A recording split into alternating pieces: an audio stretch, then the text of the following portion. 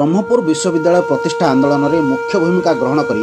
विश्वविद्यालय प्रतिष्ठार सफलता हासिल कर प्राक्तन छात्र नेता वरिष्ठ शल्य चिकित्सक तथा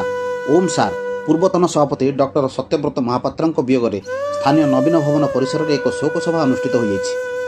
नवीनर संपादक तथा वरिष्ठ सांबादिक रविरथों आवाहकत्व में आयोजित शोक सभा वरिष्ठ समाज विज्ञानी तथा आईनजीवी भगवान साहू,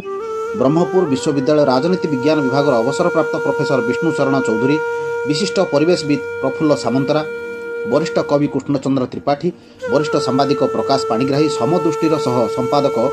विघ्नेश्वर साहू, एडवोकेट आदित्य नायक, शिक्षाविद कामराज महाराणा, राजेन्द्र पंडा, श्यामसुंदर खाडंगा, अशोक कुमार दलाई, समाजसेवी रामकृष्ण पात्र, सत्यनारायण दास, मीनकेतन जेना प्रमुख जोगदे निज निज वक्तव्य दिव्यंगत डाक्तर महापात्र बहुमुखी प्रतिभा संपर्क में आलोचना करने सह तांको वियोग में ओडिशा राज्य जड़े कीर्तिमंत पुरुष को हराइला बोली कहिथिले। ब्रह्मपुर विश्वविद्यालय प्रतिष्ठा क्षेत्र में तांकर बहुमूल्य अवदान को सम्मान जणाई तांको नाम विश्वविद्यालय एक स्वतंत्र चेयर प्रतिष्ठा पाई सर्वसम्मतिक्रमे प्रस्ताव ग्रहण करा जायथिला। यह सहित तत्कालीन 1964 छात्र आंदोलन में अंशग्रहणकारी छात्र नेता संपर्क में एक पुस्तिका प्रकाशन निमंते निष्पत्ति निया जाय शिक्षाविद कामराज महाराणा को यार प्रकाशन दायित्व अर्पण करा जायथिला।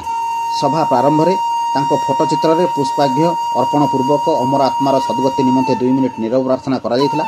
कवयित्री सुधांजलि मिश्र भजन परिवेषण करथिया बेले शिक्षाविद रंजन कुमार साहू धन्यवाद अर्पण करथिले।